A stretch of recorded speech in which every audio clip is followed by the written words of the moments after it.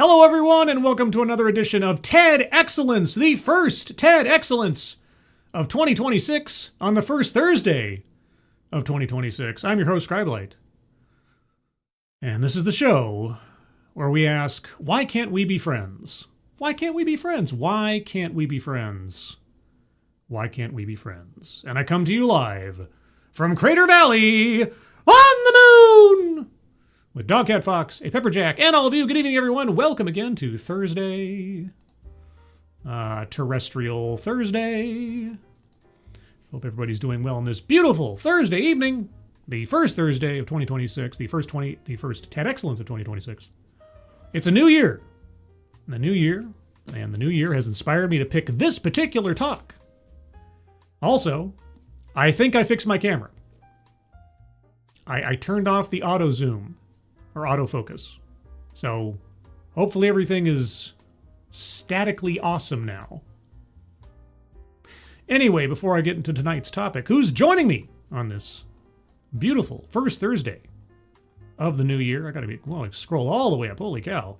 The Alexander. Hello. Noah Sencio. Hello. Adabisi. Good evening. Advocatus Diaboli. Good evening. Blue-Eyed Scream. Hello. Molly Okami. Hello. Mike R. There you go. Mike R. Hello. Who else is here? Scrolling. Random American. Good evening. And, oh my gosh. Oh, Adabisi, thank you so much. Happy New Year. Am I your first Super Chat of 2026? You are. Congratulations. You're the first Super Chat of 2026.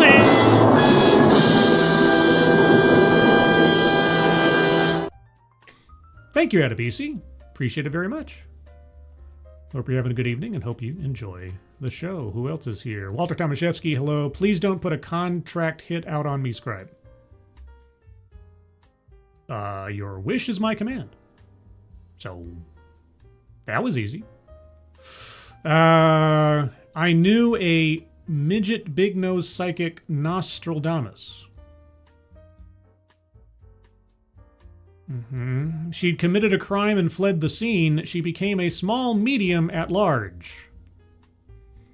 She said the charges were over her head, so the cops got short with her.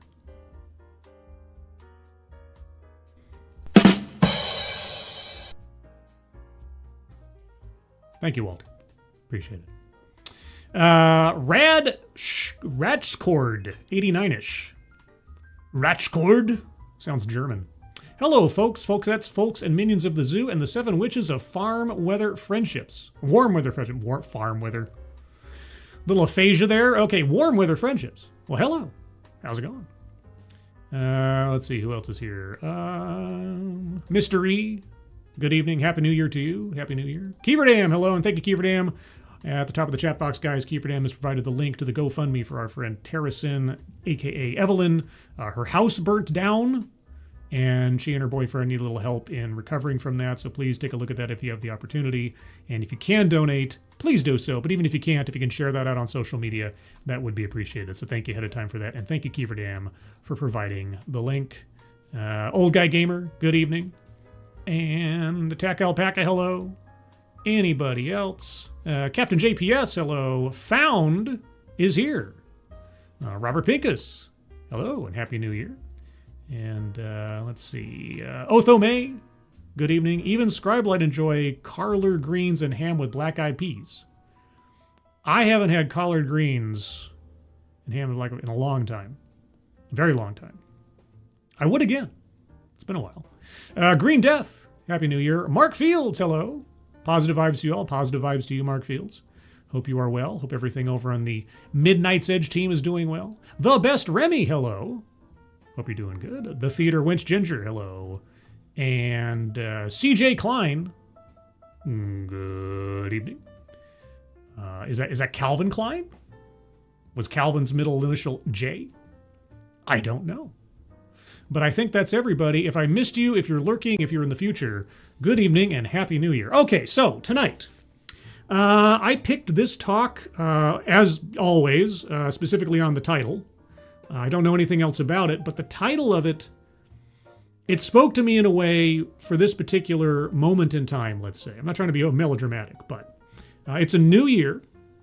And last year was decidedly unpleasant, at least as associated with tonight's topic. Why? Well, one of the overriding events and the aftermath thereof last year, as you may recall, was the assassination of Charlie Kirk. And the reaction to his death by people on the left, or the silent assent from the mid-left, was disgusting.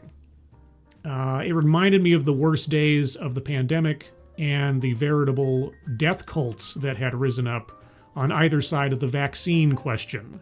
People celebrating or getting all happy at the prospect that someone on their ideological opposite may either be dying or be dead on the basis of disagreeing with their position on the circumstances. Nothing makes me lose my hope for humanity more than seeing things like that. People like dancing and wishing for other people to be dead. And so it just, so the Charlie Kirk aftermath really reminded me of that. And so the question that has been on my mind, and I'm sure many other people's for several years now, not just the last year, can civil discourse return as an overriding reflex rather than this tribalism, rather than just, if you don't agree with everything that I say, then you're an evil person and must be eliminated, all this stuff. And I know that doesn't apply to everybody, hashtag not all, but it is an overwhelming sense of division amongst us, that we can't just have a rational conversation, even if we don't end up convincing each other of anything by the end of it. And so, the title of this talk, Can I Be Friends with People I Don't Agree With? Well, the immediate and simple answer for most people is yes, comma, depending. Because what are we disagreeing about, right? I mean, if it's something mundane like, DC comic book characters are better than Marvel comic book characters. I would disagree, but that wouldn't stop us from being friends. The Hunt for Red October is not the greatest film ever made. I would have to really work hard to climb that hill with somebody, but it's not impossible. But yeah, just like small things. But then you get into the bigger questions, the ideological questions, the moral questions. Is there a situation or an opinion someone could have that would make me immediately turn myself off from wanting to associate with them? Certainly, I can think of half a dozen right off the top of my head. And so my curiosity is, with this talk, it's kind of a two-part curiosity, a question that I have before we get into it. Now, by the way, the title of the presentation, for those of you that aren't looking at the screen, is Can I Be Friends with People I Don't Agree With? And so my question going into this with our speaker is one of two things. Is he going to essentially be advocating for an increased, generalized civil discourse? If that's what he's pushing and promoting, then for me, he's pushing at an open door, sentimentally speaking. But given the length of the talk, it is just under 15 minutes, I'm assuming it's not something as simple as, of course you can be friends with you disagree with, or people with you disagree with. I'm wondering, given the tenor of the day, let's say, if he's not also, if he doesn't just advocate for civil discourse, is he also going to try to push a moral or cultural or ethical relativism?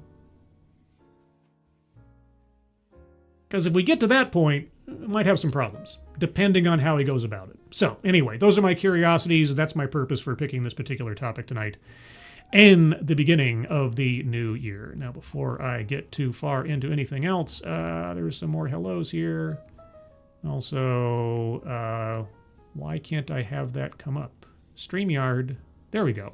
Kiefer Dam, thank you so much. Today is Found's birthday. Found as a birthday? Found. Is it your birthday? Found, do you want a birthday song? Let me know in the chat. Also, I saw a couple other people here I have to say hello to. Tyrannus, the Lich. Good evening. And I thought I saw someone else here. Scrolling. One Portnoy. Hello. Yes, more than anything? Even more than a chocolate milkshake? Oh my gosh. All right, well, geez, no pressure. All right, let me turn off the music for a second. Found, it's your birthday. Welcome to the wonderful world of a new year in the new year. And this one's for you, and a 1 and a 2. Happy birthday to you. Happy birthday to you. Happy birthday, dear Found.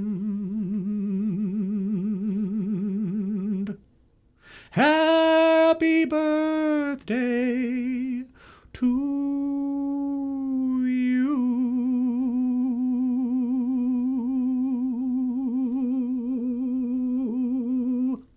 Happy birthday, Found. Hope you had a good one. Hope it's going well.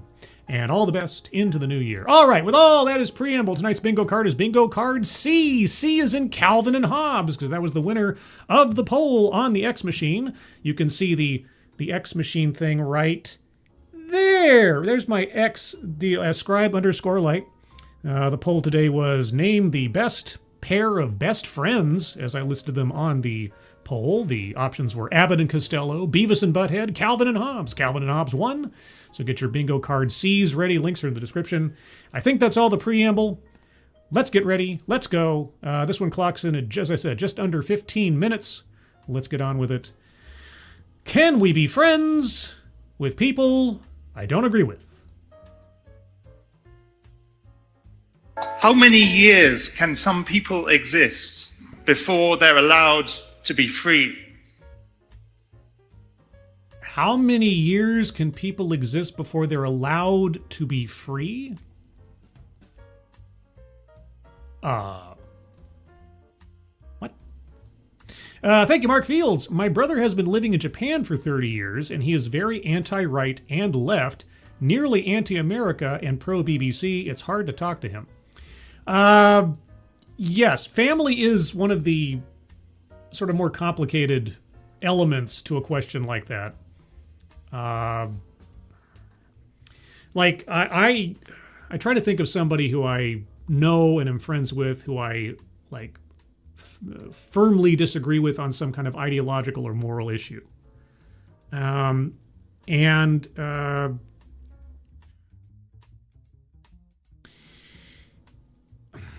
It's difficult because my position on things hasn't changed all that much over the years, but people around me have. And it came to a point where, well, I've told this story before about my friend who disowned me for not voting for Hillary, but also not voting for Trump. When it gets to a point where you just can't associate, sorry for being all discombobulated on this, but it's one of those, this is why, one of the reasons why I picked this talk is because one of those close to home kind of things. I have associates, let's say, who are decidedly pro gender is fluid and children should be able to decide their own gender stuff. And it's very difficult not to want to say something. But I don't, because I know it's not going to change any minds and it's just going to cause a whole bunch of ruckus. And what could I do about it, right? I mean, it's almost like having that Thanksgiving Day dinner with the relative at the end of the table who's saying something completely wacky, and there's just is no point in trying to argue it. And it's like, well, what can I do? And yet I still care about this person. It's not like suddenly, because they have an opinion that I think is demonstrably wrong and potentially morally bankrupt in a way, that I wish them ill. Anyway, short version is I understand where you're coming from, and it is tough. I don't know that I have an answer. especially when it comes to family or really close friends or close friends of family or something. So anyway, my sympathies for your situation, Mark, and I hope things work out somehow. Anyway, what were you saying again? Allowed to be free. Allowed to be free. I don't know. How long does it take? How many times can a man turn his head and pretend that he just doesn't see? Oh, we're reading a poem. Oh, okay. How many ears must one man have before he can hear people cry? How many deaths will it take till he knows that too many people have died? I don't know. It is an enigma. Those words from Bob Dylan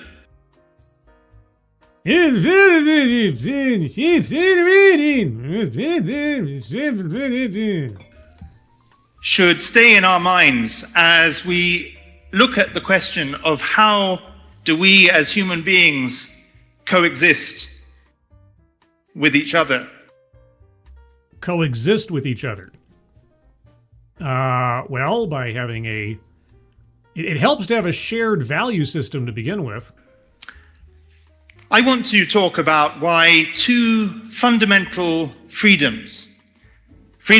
This is from November of 2024. Okay, TEDx. So TEDx just posted this. I suppose it could have been a repost from a previous posting, but it looked like TEDx had taken the last several days off because they hadn't posted anything new in the last day or so. So this is from a year ago.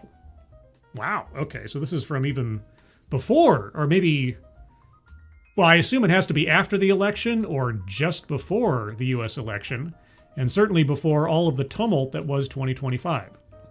So this will be interesting. Okay, I didn't know that. To talk about why two fundamental freedoms, freedom of expression and freedom of conscience, are absolutely essential to human coexistence. Well, tell that to the UK. Freedom of expression, freedom of conscience. You're not allowed to express your conscience in the UK without being arrested or something. So, if we are to coexist well with each other, we need to firstly listen well to each other. And what if I hear something that is an absolute and total moral deal breaker? Then what happens? And respect each other. Not reflexively. But perhaps most importantly, we need to be willing to defend not only our own rights and freedoms to think and speak and be who we want to be, but to defend the rights and freedoms of the other. Yes. Within the confines of the society's rules, laws, and mores. Yes. I'm already sensing I'm waiting for another shoe to drop on this one. Even, perhaps especially, when we disagree with them. It depends. I have spent most of my adult life defending these basic rights and freedoms in parts of the world where they are most denied, most violated, most repressed.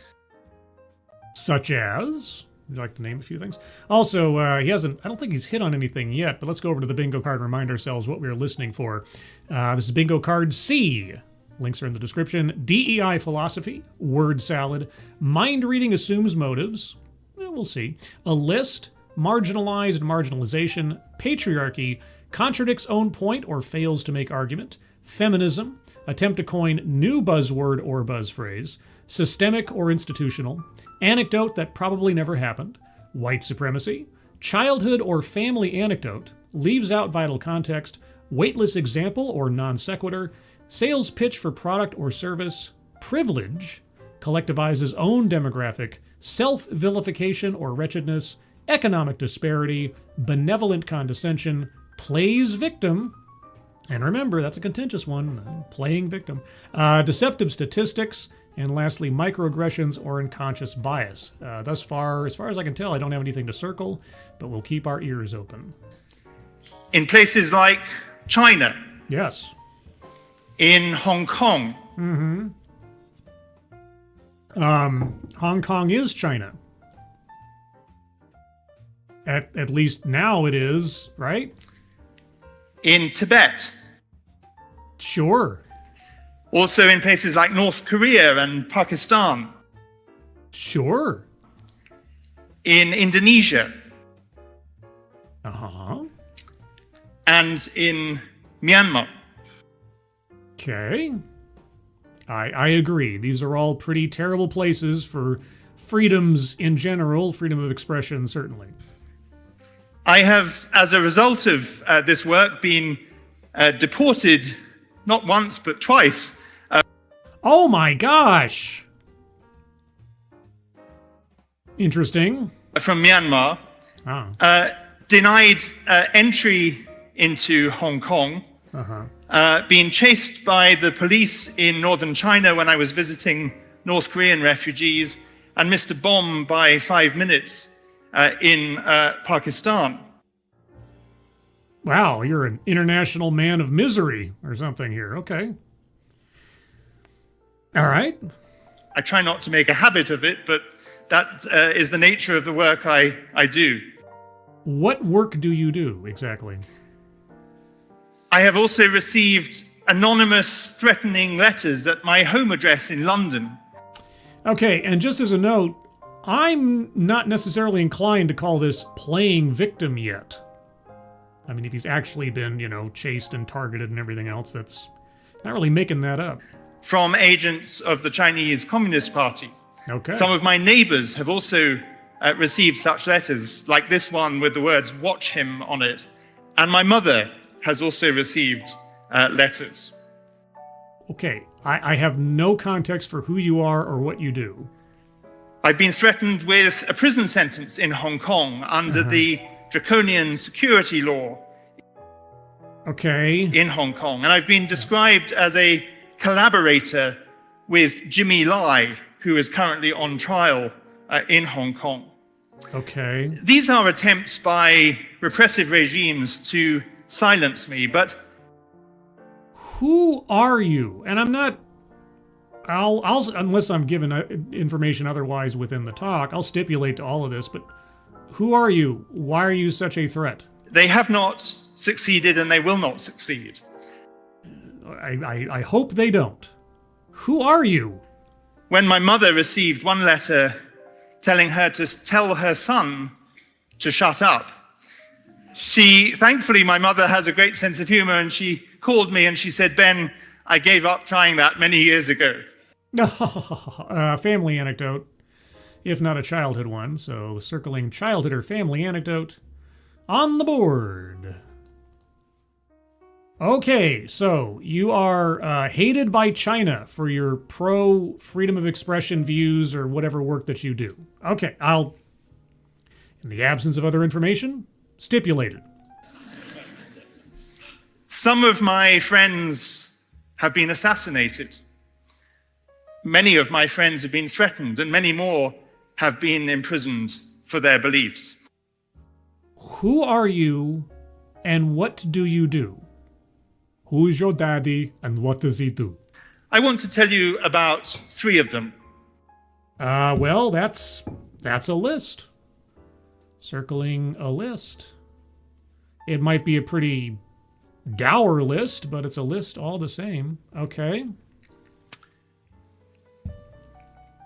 Alexander An is from Indonesia, Okay. and he was jailed not because of his religious beliefs, but because he does not have any. Okay. Not to be a rain cloud here, but if the entire talk is going to be repression of freedom of expression is bad, okay? And it happens in parts of the world even today. And that's not to be insensitive to the people who are victimized and oppressed, but at the same time, it's like, and What is this a problem you're going to propose an answer to? Or just lament the fact that there are totalitarian repressive regimes out there? Because there always will be. So I guess I'm curious to know where he's going with this ultimately, given the title of the thing. Mystery. Okay, in my judgment, if the Chinese government wants you dead, they do not warn you. You just get disappeared. I do not believe this guy, and he's playing victim. I think it's probably more difficult for them to do something to a foreigner with a title or a name.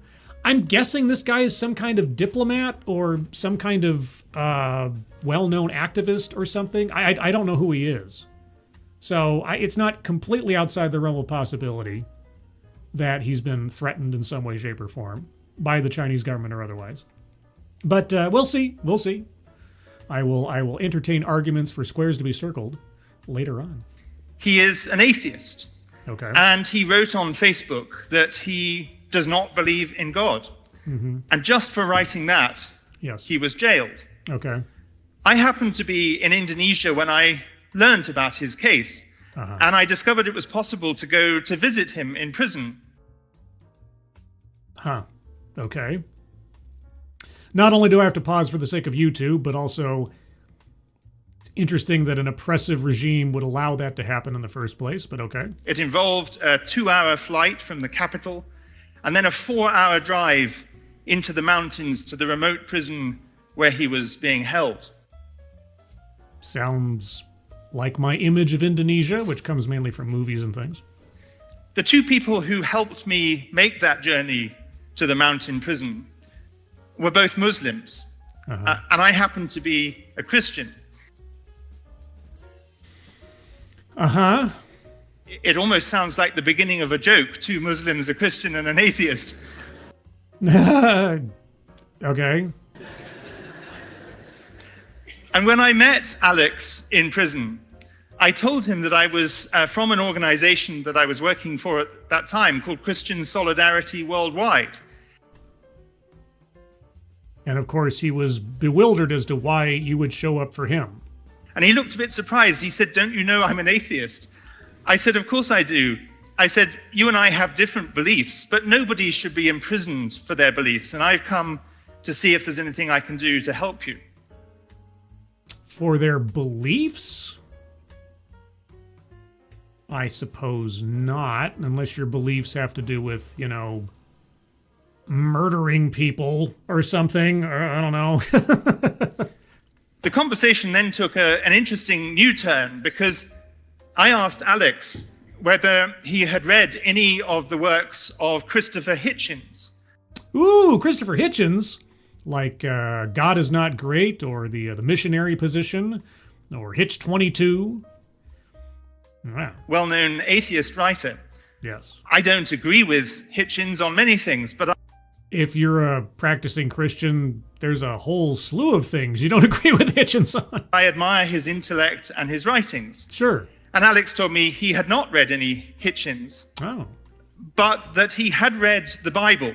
And although he is an atheist, he agrees with many of the teachings of Christ in the Bible. And I said, we both looked at each other and laughed, and I said, "This is a very strange situation. I'm a Christian recommending an atheist writer to you, and you're an atheist saying to me that you quite like the Bible." Or things within it. I mean, there are a lot of common truism type deals in most holy books, even ones that are questionable. The golden rule kind of rings supreme in a lot of places too. And your point being what? Because again, the question that is the title of this talk is a pretty easy one to answer. Yes, depending. So? But I think that is coexistence. Well, I mean, I coexist with deadly diseases in the world until I don't. Coexistence is not inherently a positive. If you ever see the movie The Village, M. Night Shyamalan movie, I figure, well, I figured out that movie early on into the flick. It was so bad. But anyway, yeah, the people in the village coexisted with the monster. It's one of the most ambiguous. I coexist with that doesn't necessarily mean everything's going well. I campaigned for Alex and for his release, and sometime after he was released from prison, Okay. I invited him to an event in Jakarta with people from every religion imaginable. Yeah. Alex, as an atheist, stood beside Sunni, Shia, and Ahmadiyya Muslims, Catholics and Protestants, Hindus and Buddhists. And he told me that he had never been made to feel more welcome at that event. Now, try doing that in, I don't know, Iran. Just as one option. Just try getting away with that in casual conversation in Iran. Just as one example. Yeah. And that is coexistence.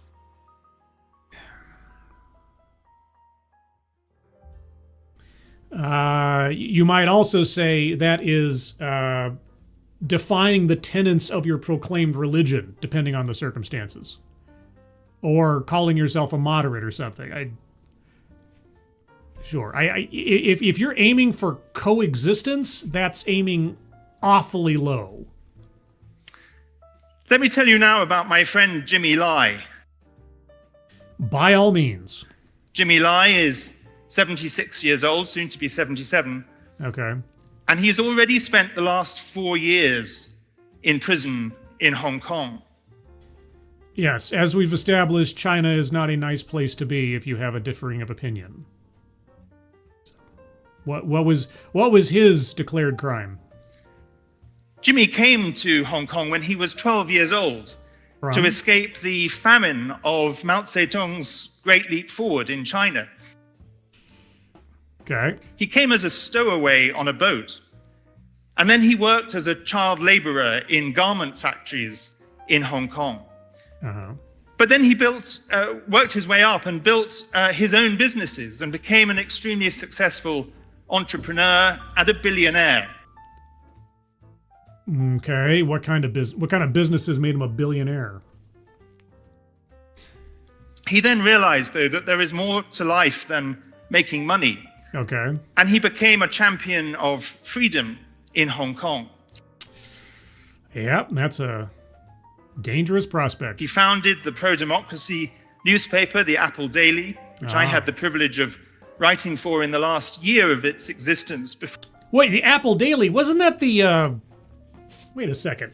Wasn't that the publication that put out those little, like, CG-generated news stories? Like the animated people and things?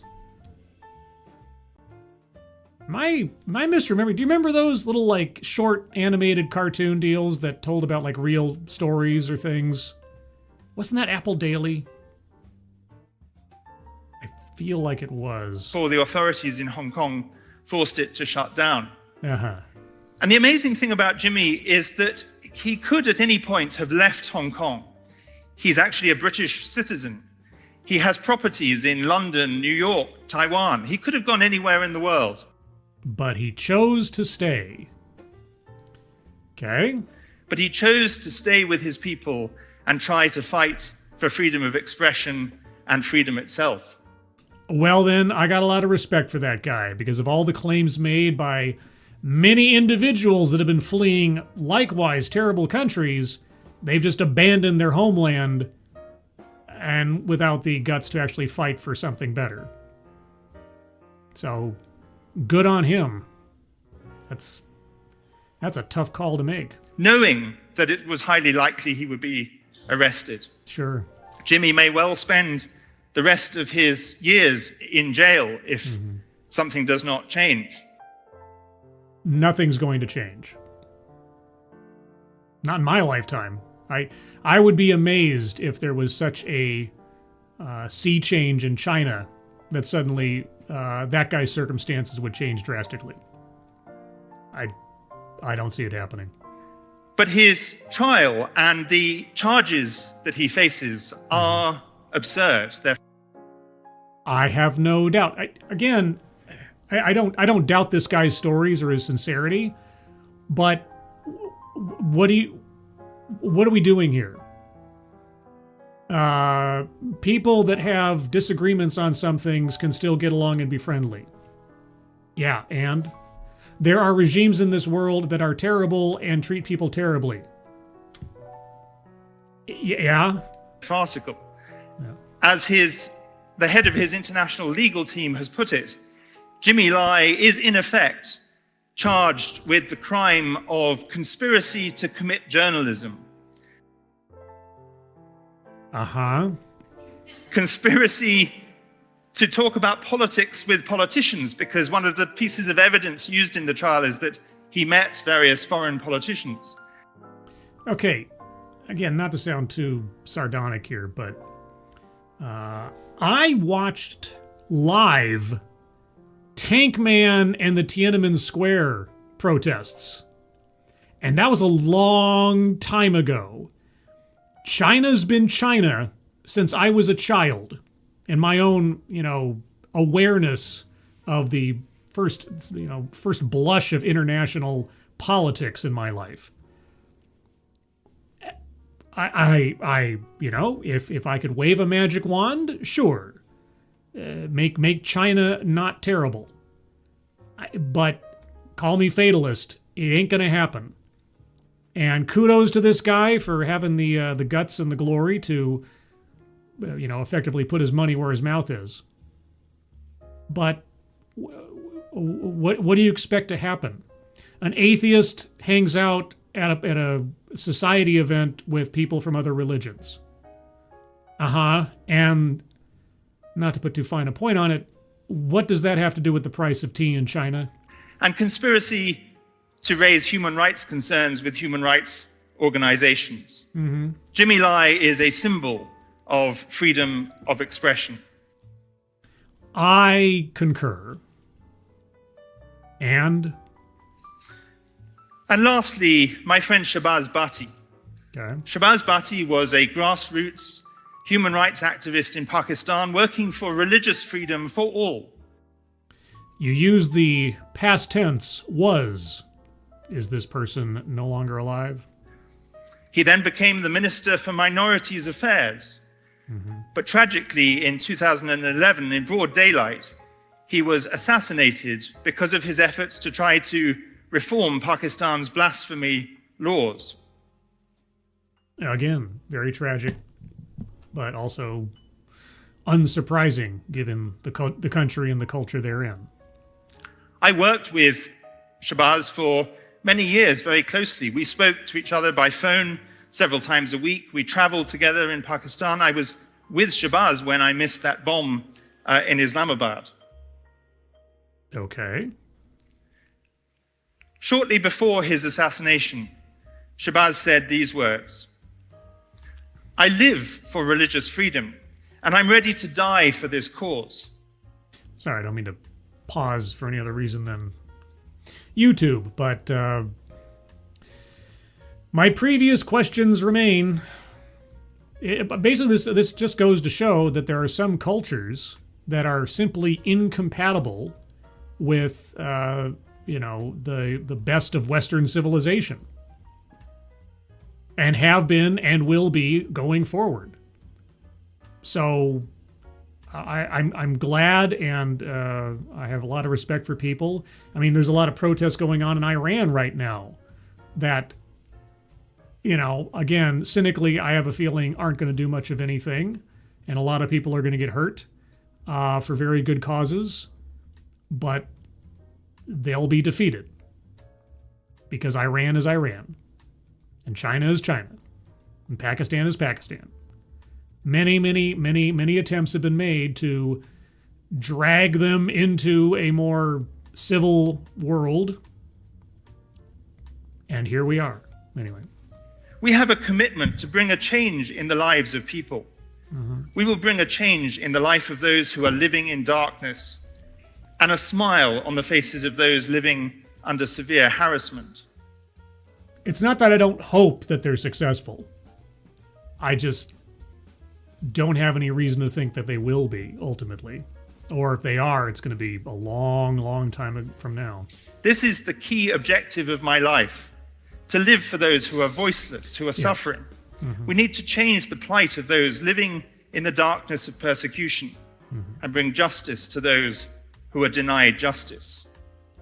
Very lofty and admirable sentiments. He asked his audience to join him by saying, let's pledge that we will work together to promote harmony and tolerance.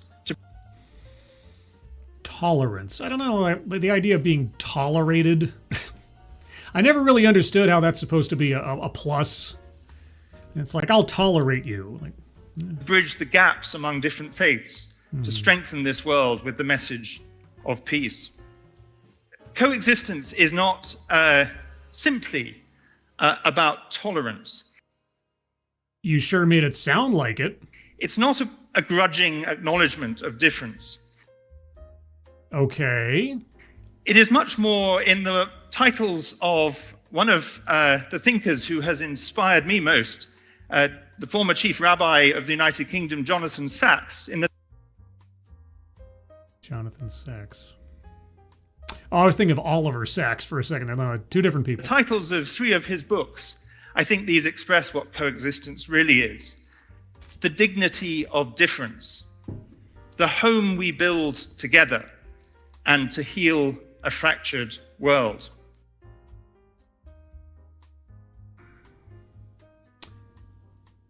Like I say, I appreciate the sentiment, but he's already outlined a hard reality that will not be overcome with good intentions and kind words. In one of those books, Jonathan Sacks says this: against the fundamentalisms of hate. The fundamentalisms of hate. Okay. We must create a counter-fundamentalism of love.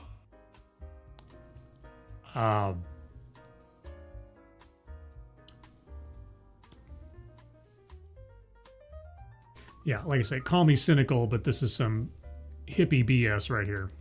A little light, said the Jewish mystics, drives away much darkness.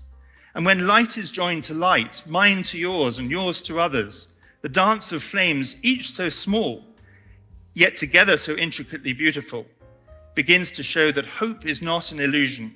Evil, injustice, oppression, and cruelty do not have the final word. No, they don't have the final word, but again, kind feelings and good intentions are not going to do away with the worst parts of the world. Care Bear stare is not a solution.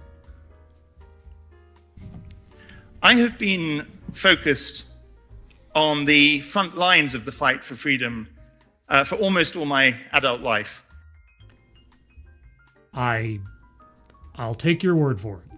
Dealing with issues like genocide, crimes against humanity, persecution, helping places like Hong Kong where freedom is dismantled. Okay. Not to, again, to be too much of a Debbie Downer here, but for all your efforts, what has it changed?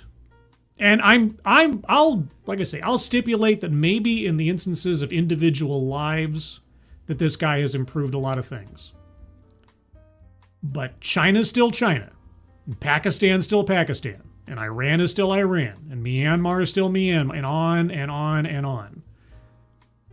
What is your point? Or places like Taiwan where freedom exists but is increasingly threatened.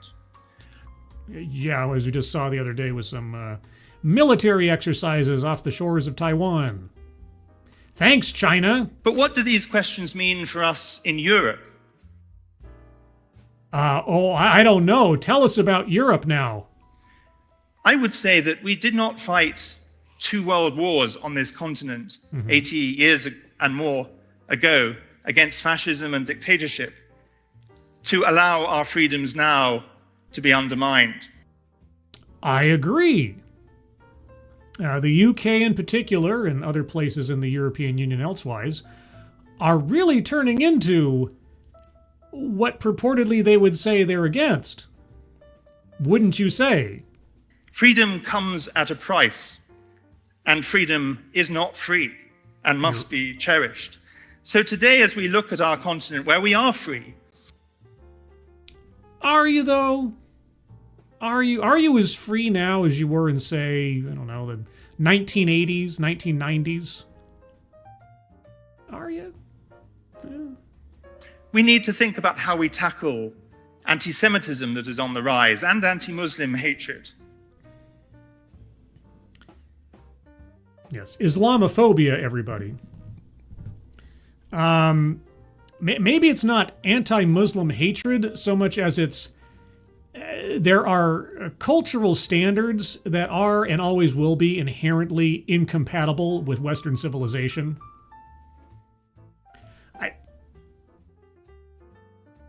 Doesn't matter how much you disagree, you're not going to find common ground with somebody that wants to throw you off of a roof because you like to sleep with people of your own gender. I just don't know what to tell you. How we end cancel culture and deplatforming people that we just happen to disagree with. Hey, you should go talk to Keir Starmer about that. You sound like a Brit. Go talk to Keir Starmer, if you haven't already. There's a journalist in the UK recently who revealed that police had turned up on her doorstep because of an innocuous tweet. Yeah, sounds familiar, doesn't it? And remember, this talk was posted last November of 2024. How many of those similar and same stories have we heard since that time? That she had written, which she'd actually taken down already. Which she shouldn't have had to. I would say when the police are investigating our tweets rather than patrolling and protecting our streets, something is wrong.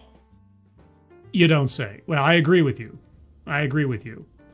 So instead of working internationally in Myanmar and China, if you haven't already, and I don't know what our speaker's been up to since November of 2024, I hope he's, aimed the focus of his interests at home.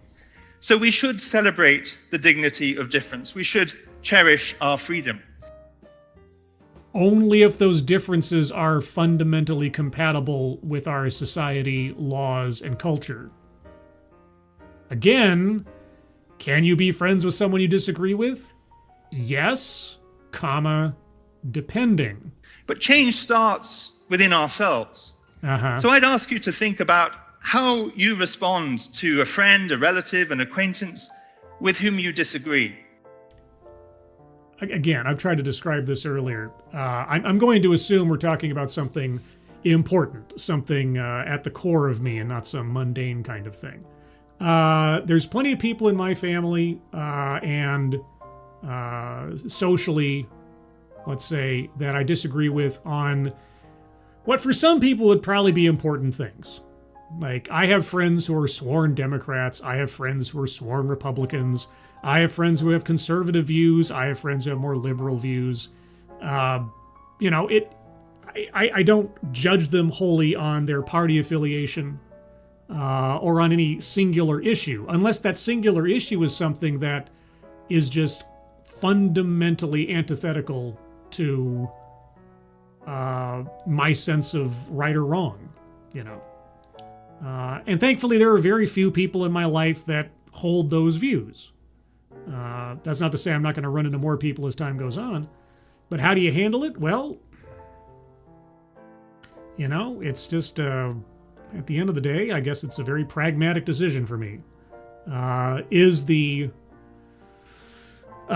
tumult of having to deal with someone worth the friendship?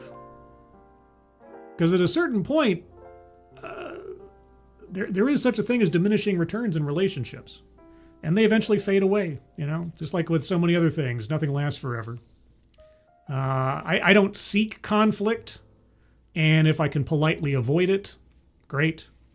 If someone wants to start calling me names or challenging me or putting me on the spot to make some kind of moral declaration to make them happy, and that has happened before, it's not going to be a fun time. So I takes them as they come, I suppose, one at a time.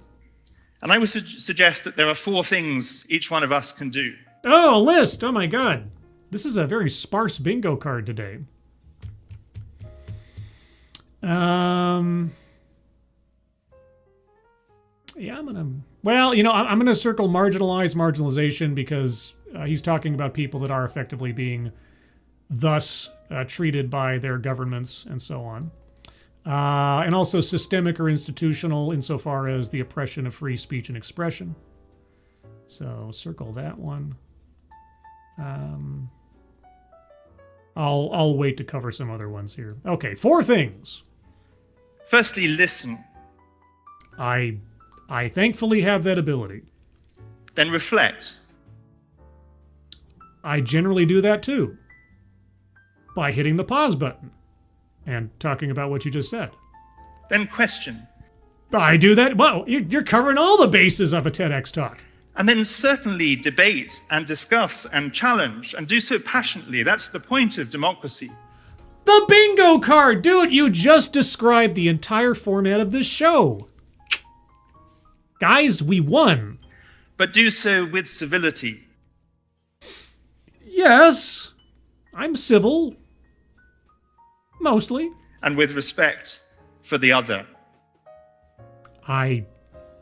As much as I am able to, I respect all of my speakers.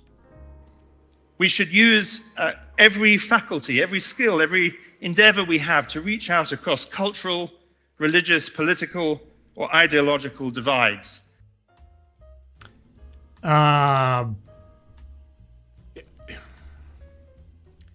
Yes, depending. I said this at the top of the show. If you're going to start getting into moral or cultural relativism, not going to have a great time. And defend human freedom for everyone, everywhere. Yes. And I end with these words from my friend, the Cardinal of Myanmar, Cardinal Charles Bo, who says this. I didn't mean to pause there. That was just a slip of the thumb, as it were. Let us work together to end violence and terror, to build a world where every man, woman, and child is recognized as our fellow citizen. You left out the part of every race and religion. Why did you leave that out of his quote? And our brother and sister in humanity. To build a world where hope is not an illusion and where we can join hands, regardless of ethnicity or religion, in peace and solidarity. Then why is he Catholic? That, I would suggest, is coexistence.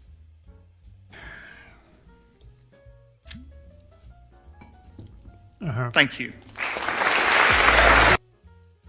Okay, it all sounded nice, but it accomplishes nothing.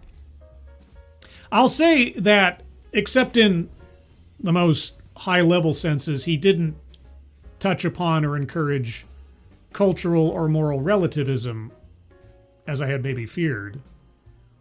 But also, it's just a bunch of general platitudes. Be nice to each other, appreciate freedom of expression, and it's bad when freedom of expression is suppressed. I agree. Let me. There. I guess that's what we accomplished. Okay, let's go to the bingo card. Kind of surprised that one didn't go in different other directions, but hey, them's the breaks. Okay, so this is the card as I have it. I'm going to go over it one more time by myself. If you guys have anything you think should be circled that isn't circled by the end of it, please hold on to your arguments. I'll get to you momentarily. DEI philosophy. I didn't hear anything. Word salad. He didn't go into any kind of blah, blah, blah, blah territory, so that's fine. Mind reading assumes motives. I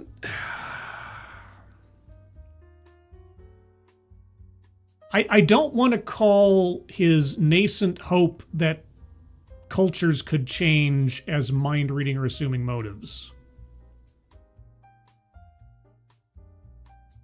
So I can't think of anything. Patriarchy. He didn't really talk about the genders. Contradicts own point or fails to make argument. Well, again, what was his argument? That we should all promote human dignity and freedom of expression, especially in places where there isn't any. Yeah, okay. I guess he didn't put up or make any promises about offering a solution to this problem. So I guess he didn't contradict his own point or fail to make his argument. Didn't really do much of anything, honestly. Feminism, attempt to coin new buzzword or buzz phrase.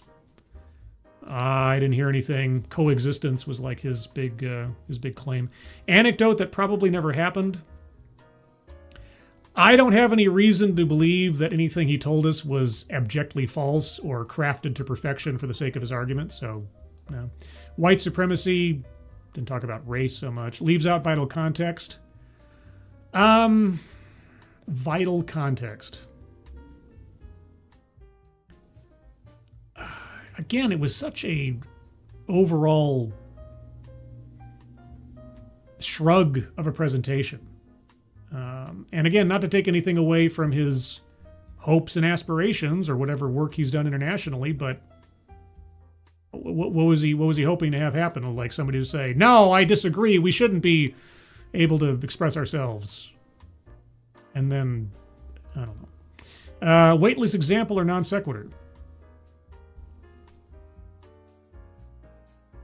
I know this is going to sound cruel, but nearly every example and the talk in and of itself was weightless. It's a one big shrug. It's one big yes and kind of thing. Like, okay, what are we waiting for? Sales pitch for product or service. I mean, I don't want to call promoting peace or promoting understanding as a product or a service. Yeah, not in the literal sense. Privilege. Well, if I'm being generous here, the governments he spoke of reserved the privilege to decide who is and who is not speaking correctly. Maybe that's a bit of a stretch, but not so much. Collectivize his own demographic. What demographics does he represent? Catholics, I guess, or Christians. And but did he collectivize so much? Maybe a little bit. I don't know. You tell me. Self-vilification or wretchedness. I didn't hear anything like that. Economic disparity. I mean, he talked about, was it Jimmy Lee being a billionaire, but he wasn't doing that in contrast to anybody else. So, not really. Benevolent condescension. I didn't feel condescended to. Just because it was an overall shrug of a presentation, I don't think he was being condescending. He sounded, eagerly hopeful, I guess, but not condescending. Plays victim. I will say he laid on the direct personal persecution from China and such a little thick in places, but if it's true, then I guess it's true. He's not really playing the victim. And then he spent most of the rest of the time talking about other people, so. Deceptive statistics, he didn't really give any. And lastly, microaggressions or unconscious bias.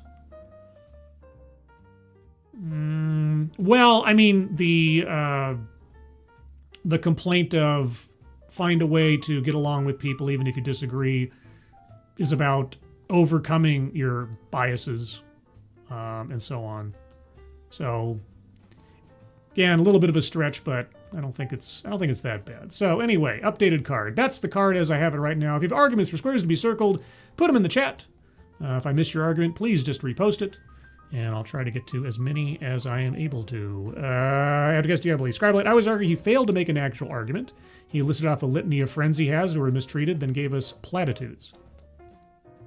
True. Now, I mean, there was no argument. I mean, and it's like, again, you don't have to push that hard to try to convince people in a Western civilization that freedom of expression and freedom of movement and everything should be effectively guaranteed, for all reasonable purposes. So, yeah, there really wasn't an argument, was there? Yeah. That's why the whole talk felt weightless. It's like, yeah, and if it was about anything else, and if I was being far more unkind, I'd say, wow, that was stunning and brave. Guys, did you know that oppression of free expression is bad, okay? Yeah, no, we know. But he didn't come across like that. He came across like a sincere guy, and there's nothing nasty to say about it or anything. Or don't mean to be insulting. Anyway, so contradicts own point, fails to make argument. I will accept that. Let's see. Okay, Advocates again leaves out vital context. He told us the one song he was referencing was written by Bob Dylan, but didn't tell us the second song he did was written by Chris Christopherson. There was a second song? Did I miss something? I thought he quoted Bob Dylan, and then he quoted his activist friend, and then the Catholic guy. Unless this is some kind of like deep cut joke that I'm just not familiar with. Which is entirely possible because I'm not a Bob Dylan or Chris Christopherson phenom. Unless we're talking about Whistler from Blade. And then I might be a little bit. Adabisi, I feel like you left out the vital context you brought up when he failed to talk about the fathead Keir Starmer arrests. Well, this was November of 2024 when he was giving this talk. So I'll admit, I'm a little hazy on the timeline. Was the Keir Starmer stuff really hitting hard in November of 2024? And he did bring up that things were getting shaky in Europe, if not the UK specifically. So I could hold him harmless for not bringing things up that hadn't really happened yet when he gave this talk. Let's see. Tyrannus, the Scourge. Vital context, his name and who he is, vital information. He is Benedict Rogers, a well-known humanitarian. Okay. Maybe that was information that was given to the audience before, like, our next speaker is, humanitarian Benedict. I just didn't know who he was personally. Context clues kind of told me. So I don't know that I want to blame him for that, because that might have been part and parcel with the event he was at. Now that's just my, ignorance. So, yeah. Let's see. Mystery. Omission of a second song is potentially context. Vital? Well, we don't know. I don't know what's going on. Is this all like Bob Dylan humor? I just don't know. I was being mostly facetious. I have to include at least one. Okay. I'm happy to be called out for being, unaware of something or not knowing the inside joke of things. It's fine. I don't know everything, just most things. For real, though, he never told us what his friend's article was about, and that would have been vital context.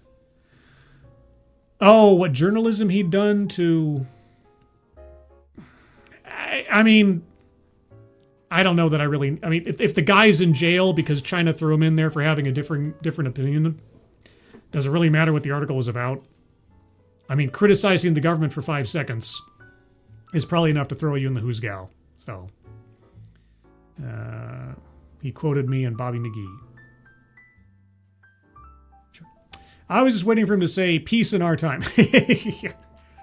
Yeah, I wish he'd given some more like specific examples of what he wanted to see done, or I would have happily circled sales pitch for product or service if he had like advertised particular movements or groups in some of these countries that were working for change more so than he did.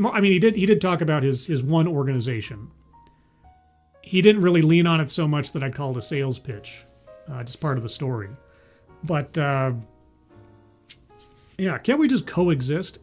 Again, and obviously he knew the weakness of that word, simply coexisting, or like you said, tolerating or putting up with. Yeah, it's not about that. And even though he didn't quite lean on it, I still feel like he was kind of encouraging some kind of moral or cultural relativism. A little bit. Or trying to give like concessions to certain things just to get along. Go along to get along, even if it's not all good. So, I don't know. Tyrannus, information is not given is still information, not even if provided to the audience beforehand. Lots of speakers introduce themselves in their talks.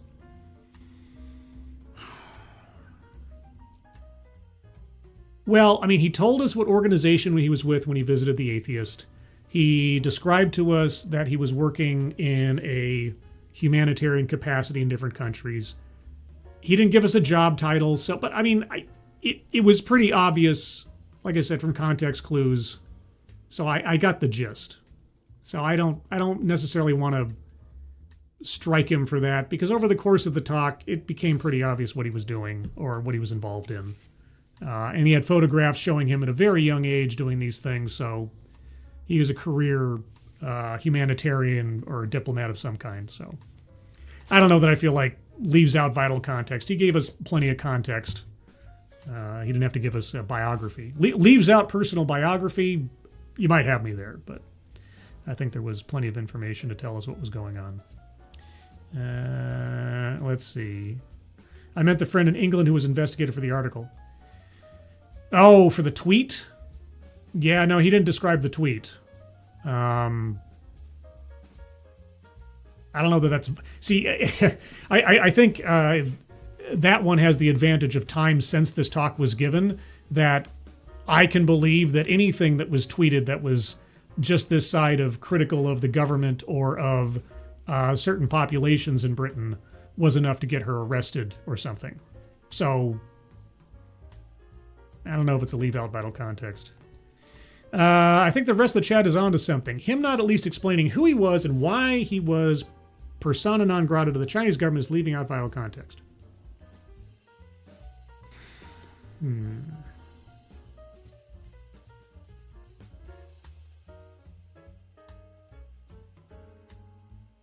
Well, he was friends with activists. Yeah.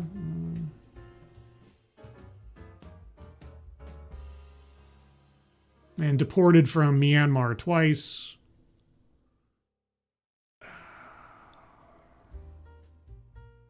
Okay. Okay. You're right. You're right. Okay. I'll concede. We did need a little bit more as the whys and wherefores of his persecution. Okay. China being China, in this instance, probably not good enough. Myanmar being Myanmar, probably not good enough. But okay, fair enough. Fair enough.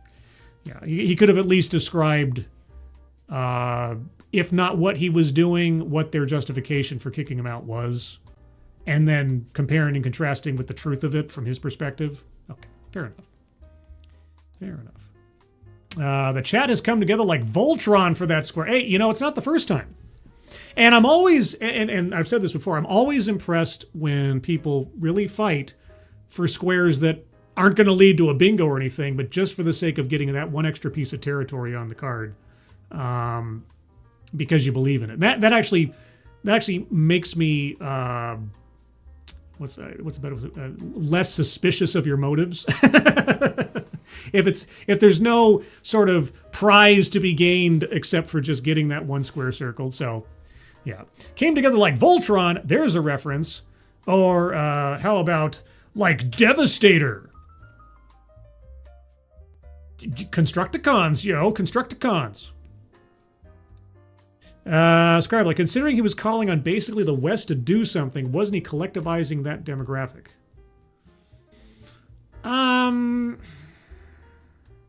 He has to collectivize his own demographic. I mean, calling on nations to do something or humans, that's a bit too general. If he'd said something like, as a Christian, I call on all Christians to yada yada, then sure. But he didn't quite cross that line, as far as I can recall. Mystery, Scarlet, I'm just saying that because I wasn't willing to believe him because he offered us nothing to explain why he was so targeted about Chinese government. I mean, when you're opposing the Chinese government, it's not as tough a sell to me that they might not like you and might take actions detrimental to you. But you're all right. I mean, you are all correct, I should say, that for the sake of this talk, he should have given us a little bit more information on the whys and the wherefores. So, let's see. And I'll form the head. Aren't they like, am I misremembering now that Henry Cavill is part of some Voltron live action reboot or something in the near future? I don't think I'm wrong on that point. Like, while he tries to figure out what Amazon's going to do with 40K, he's doing Voltron or something. Yes, and I'll form the head. There you go. Yeah, I know he's working on Warhammer 40K, but wasn't he also involved with a Voltron project? I seem to remember this from deep in the recesses of my memory of some of my time on Midnight's Edge. And of course, 40K, I'm assuming, is all sorts of tied up in landmines and revisions and everything else.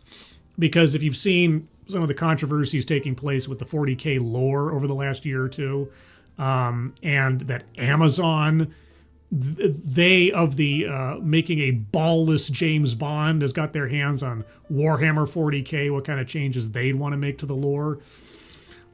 And I'm not the first one to wonder, has Henry Cavill found himself once again in another Witcher situation? I hope not. I'd love to see live action Warhammer 40K done correctly and loyal to the lore. As much lore as there is. There are some YouTube channels out there who have made a mint, an absolute mint, making Warhammer 40K lore videos. And some of them are really good. Really in depth. So, yeah, I know more about 40K from those videos than I do from ever playing any of the games, for sure. Yeah, Cavill is working with Rawson Marshall Thurber. Who's that? I don't know that name. At least not reflexively. Space King! Yes, oh, Space King. Yeah, if you guys haven't seen Space King, if you're Warhammer 40K freaks and haven't seen Space King, oh, it is the most loving send-up of 40K culture and lore, and it's hilarious. It's hilarious. And the thing is, I was thinking about this not too long ago when I watched the Kingsmas episode. I thought, if this cartoon was making fun of one of the left's pet projects in media or something, they'd be up in arms, they'd be protesting, they'd be calling it sexist or racist or something. But thankfully, the majority of 40K fans have the ability to laugh at themselves and appreciate someone who has the ability to point out and laugh at some of the silliness that does exist within a very dedicated fan base. It gives me hope, when you can laugh at yourself and not take yourself too seriously. But time will tell. Anyway, Thurber directed the classic Dodgeball, a true underdog story. Oh. Well, I guess there's hope. Maybe. Anyway, we have drifted far away from the bingo card, so I think that calls it for the bingo card today, and thus, the TEDx in general. Okay, well, it was a not an offensive TEDx talk. It did not melt my brain, per se. It was just... meh. It wasn't as bad as I thought it might be, but it wasn't that good either. I don't have anything particularly against the guy, or his efforts, or his beliefs, or his sentiments. In general, I agree with him. I'm just not quite sure what he hopes will be accomplished through fuzzy feelings against decades, if not centuries long totalitarian regimes and ideologies. He kind of said it himself. Change comes from within. The only way that Pakistan or China or Myanmar or Indonesia are going to crawl their way into modernity and, more equitable, and I know that's a dangerous word these days, but I'm using it in its proper context, a more equitable civilization is if the people therein choose and fight for it in the majority. The United States fought for its freedom. People had to give up their lives and their freedom for a time and put their lives on the line to make change for generations to come. That's the kind of sacrifice, unfortunately, that's probably going to have to take place in many of these countries before anything actually changes. And unfortunately, there are overriding ideologies and belief systems that will make that demonstrably difficult to do, even if there was an uprising of some kind. So, maybe I'm just being pessimistic, or I'm being realistic, or a bit of both. Anyway, guys, that's the show for this evening. The first TEDXcellence of 2026, going out on kind of a serious note, I suppose. Not a particularly comical one or mind-melting one. But I appreciate you guys coming out for it. Programming note, there will be a DEI Death Watch on Monday. The first DEI Death Watch of 2026, as we... I suppose I'm having sort of a mental countdown to when, as promised by the chairman of the EEOC and the Justice Department, that something is going to happen to private sector entities this year. Something is going to happen in the way of fraud charges or some other consequences for past DEI sins. We shall see, and I will keep an eye on those things as DEI Death Watch continues Monday at 12:30 Pacific Time, 3:30 Eastern Time. I don't know if there's going to be a weekend stream this weekend. I will decide that when the weekend comes, because it's still a couple of days away, and I may or may not have plans with Sister Scribe. I'm not sure yet. But I'll let you know. You can always find out by following me on the X machine there, scribe_light, or alternately, you can also join in on the Discord server. You guys know I have a Discord server? Well, I have a Discord server. Would you like to join the Discord server? Well, give me a moment and I'll get a link to you for the Discord server. These links only last for a single day. That's because it's a very private and exclusive club. So link to the Discord server is in the chat right now, and in frame with the exclusive club. Click on that link, you'll find yourself on the landing channel called Say Hello. And in addition to saying hello, you have to say the secret word. The secret word will tell me that you're not a bot. Actually watch the stream, and have thus earned the right, the privilege, the entitlement to join the Discord server. And today's secret word is tolerance. Just say hello, tolerance, and I'll know that you watched the show. Outside of that, there will be another TEDXcellence next Thursday at 6 p.m. Pacific, 9 p.m. Eastern. So keep an eye out for that. And if you follow me on, I did do an ambush stream the other night. So it's always possible that if I get the urge, or the itch, as it were, I could do a stream at any particular time.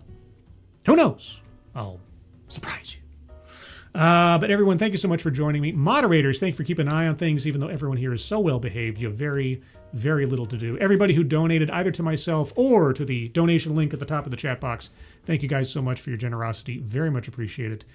Elsewise, everyone, I hope you all had a safe and happy new year, and I hope you have a safe and happy new year ahead of you as well. I hope you're all safe and well. If you're not well, please get well soon, and I'll see you on the next one. Take care. Bye-bye.